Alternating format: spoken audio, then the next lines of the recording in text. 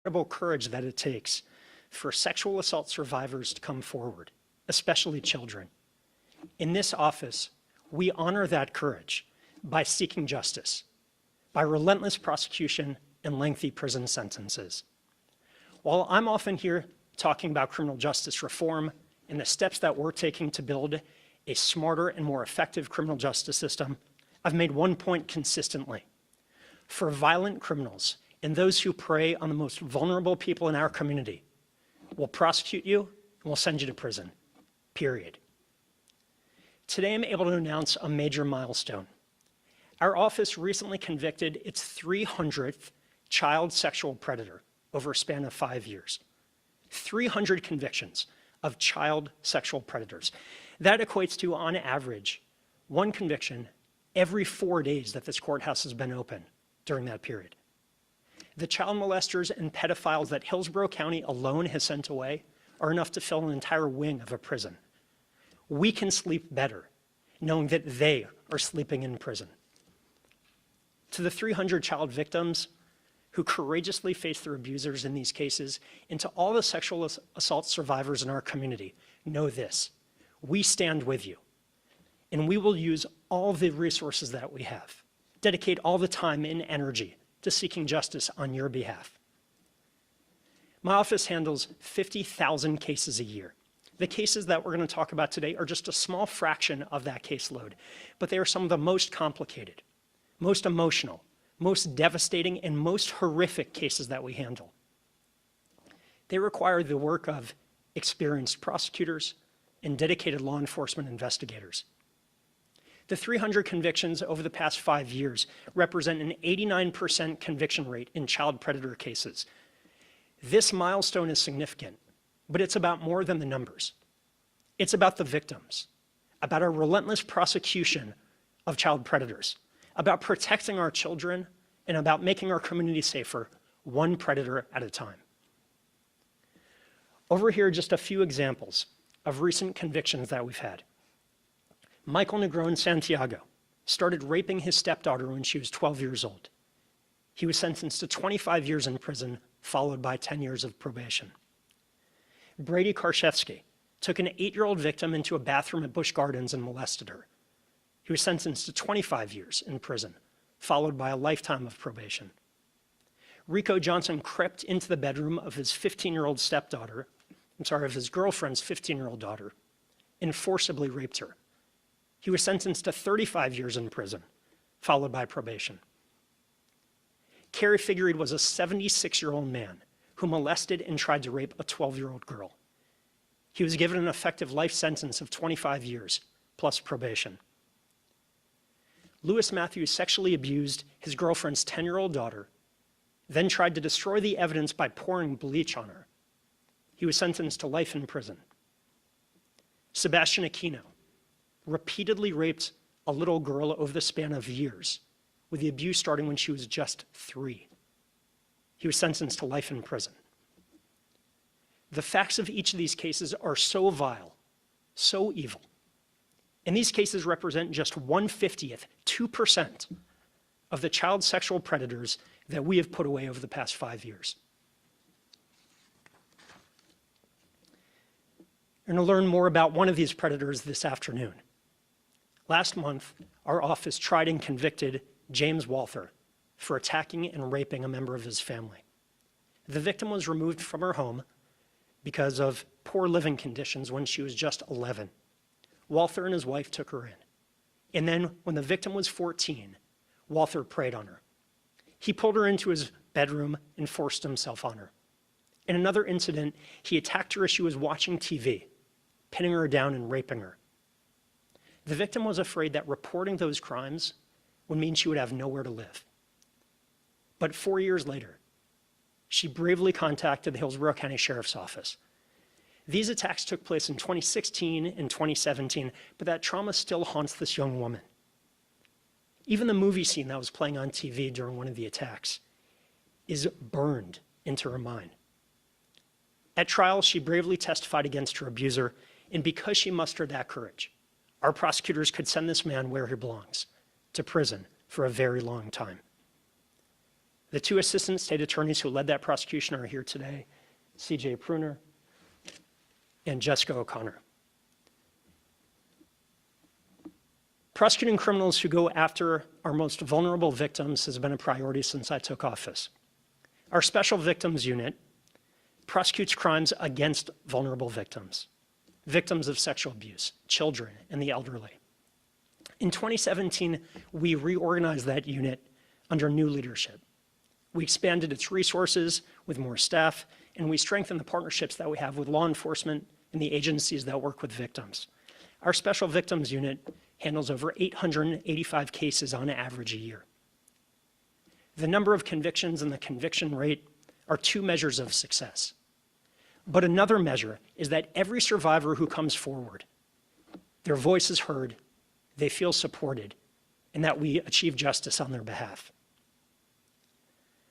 I want our whole community to be as proud of our Special Victims Unit, who are here with me today, as I am. They're some of the most talented and dedicated professionals in this office. They're simply phenomenal.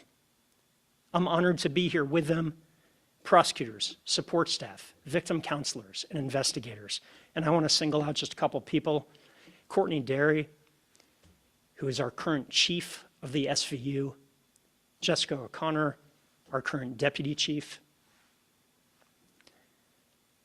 Our Special Victims Unit has a children's room, a room that's filled with toys and games. It's there to comfort the child victims that we work with as they prepare to speak with investigators about the trauma that they've endured. Children come to this office and have to tell us the worst moments of their lives. We want to do everything we can to support them. So last year, one of our child victims, who had lived through horrific abuse, reached out after we'd convicted her abuser. She had joined the Girl Scouts and she wanted to give back. So as a service project, she and her fellow Girl Scouts volunteered to improve our children's room. They gave their time to make it even more comfortable and more welcoming for the children who will need that room as a safe place when they come here. And we appreciate the Girl Scout support. The cases that we're highlighting today are quiet victories, cases that we all know are so important, but that you likely haven't heard of unless you live in the courthouse like we do. But the survivors in each of these cases know, and we think the community should know too. Prosecuting child sexual predators is not about headlines. It's about supporting victims and achieving justice. And I need to thank our partners, Hillsborough County Sheriff's Office, Tampa Police, Temple Terrace, and Plant City Police Departments. Their careful, detailed investigations are vital to our success in the courtroom. I need to thank the agencies and nonprofits that we work with, Hillsborough County government for supporting our victim assistance program, Mary Lee's House, the Crisis Center, and others. And I'll finish with one more thank you to this SVU team. What this team sees and hears every day are the nightmares that parents like me that keep us up at night. I'm honored to have all of you as my colleagues. I couldn't be more proud of what you do every day. Thank you for being here. I'm happy to take any questions, and we can lead people upstairs to see the children's room if you're interested as well. Andrew, obviously the arrests and the convictions are positive. The first thing that comes to my mind is, my God, how many of these cases and how many of these people are out there? It's not necessarily your job to fix, but what do we do about this problem, this issue in society? Well, let's keep in mind some perspective. One, we're talking about over 50,000 cases a year. So when we talk about a few hundred child sexual predator cases, it's a very small percentage. What do we do about this problem in society? We prosecute people. We prosecute people who pose a threat to our children. We do it relentlessly, and we get long prison sentences. That's what these men and women do every single day. Are these types of cases especially difficult to prosecute because it's tough for victims to come forward? Yeah, they're extremely difficult to prosecute. Victims are often reluctant to come forward. They have to relive the trauma multiple times through the prosecutorial process.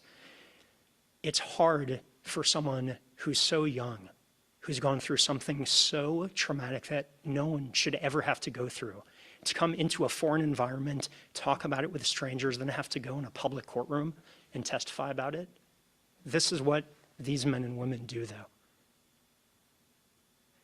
there any trends you see in the cases you deal with? And can you describe a little bit, if that is the case, how you work with law enforcement in better adapting response? A lot of these cases are surprisingly one-offs. They're often people who don't have a lengthy criminal history or much of a criminal history at all. They're often people who take advantage of a situation. They have a child in their family that they're caring for. They're family members with access. They're the boyfriends of the moms. They take advantage of a situation, banking on the fact that no one's going to say anything.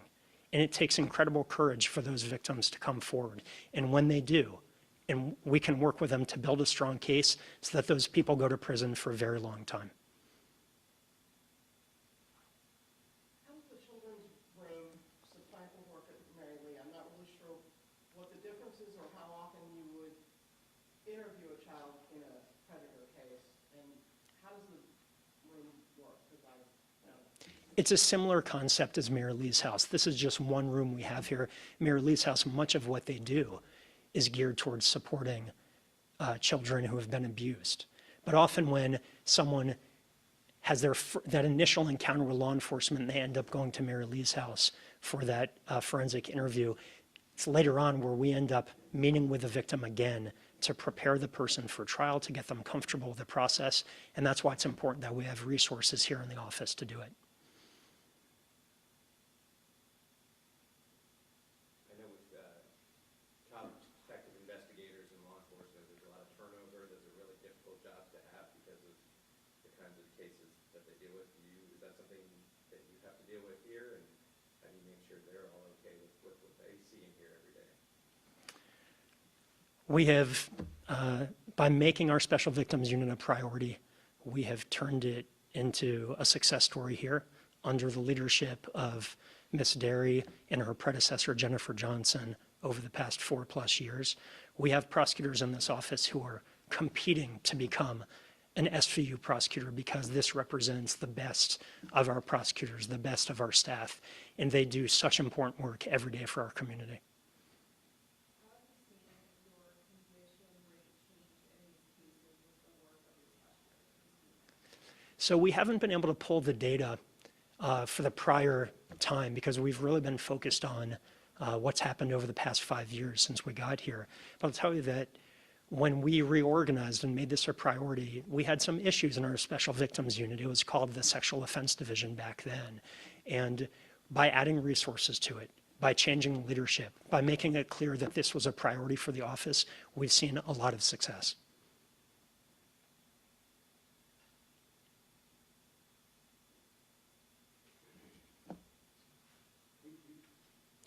Thank you. Thank you all. Appreciate you all being here. I'm happy to take you all up. It's actually not enough to just down the hall to the children's room. Everybody who's